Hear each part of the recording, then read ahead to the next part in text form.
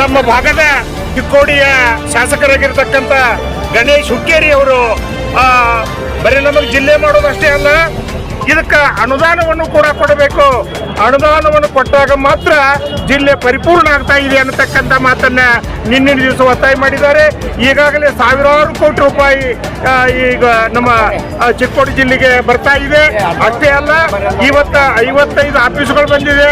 ಇನ್ನು ನಮಗೆ collector office ಬರಬೇಕು, ಪೊಲೀಸ್ SP ಆಫೀಸ್ ಬರಬೇಕು, ಆಮೇಲೆ ZP ಕಾರ್ಯದರ್ಶಿ ಆಫೀಸ್ ಬರಬೇಕು. 3 ಆಫೀಸ್ಗಳು ಬಂದ್ರೆ ನಮ್ಮ ಈ ಏನು ಕ್ರಿಯೆ ಇದೆಯಲ್ಲ ಅದೆಲ್ಲ ಪರಿಪೂರ್ಣ ಆಗ್ತಾ ಇದೆ.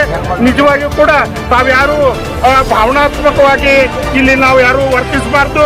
ಯಾಕಂದ್ರೆ ಎಮೋಷನಲ್ ಮಾಡೋದ್ರಿಂದ ನಮ್ಗೆ ಒಂದು ರೀತಿಯಾದ ತೊಂದರೆ ಆಗ್ತಾ ಇದೆ. ಅದಕ್ಕಾಗಿ ನಾವು ಕೆಲವು ವಿಷಯಗಳನ್ನು ಗೌಪ್ಯವಾಗಿ ಇಟ್ಕೊಂಡು ನಾವು ತಮ್ಮ ಎದುರಿಗೆ ಬಂದಿದ್ದೇವೆ. ನಮಗೆ ಚಿಕ್ಕೋಡಿ ಜಿಲ್ಲೆ ಆಗತಕ್ಕಂಥ